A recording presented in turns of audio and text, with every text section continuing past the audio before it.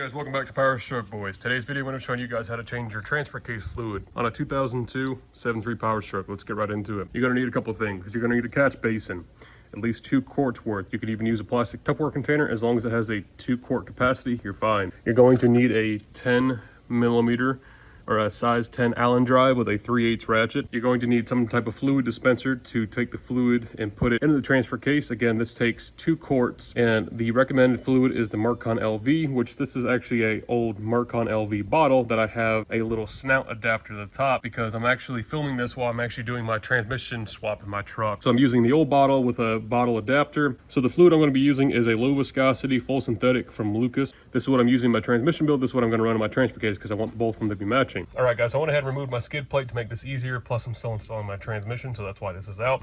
You want to drop yours out. There's 2 8mm bolts. The whole thing comes out. Top holes are obviously our fill hole. You guys can see whoever filled it last went ahead and marked it, and that's pretty nice. All right, you guys, we have, again, at least a 2-quart capacity drain pan.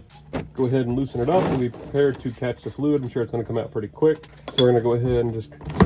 All right, and you can see how dark that is. Black. I don't know if you guys can see that or not. That's pretty bad. Again, 2 quarts. You guys can let this sit here and drip, but it'll drip here for hours. So I'm just going to go ahead and put the fill plug back in, same way we took it out. Go ahead and take our fill plug out. This one is going to be in here a little tighter. There we go. All right. Again, that fluid was so bad. I'm glad I'm doing this now. So I'm going to go ahead, put 2 quarts in here. All right, you guys. Well, I couldn't film and hold the bottle at the same time. That nozzle, I'll show you guys, you twist the end of it to open it and turn it to close it.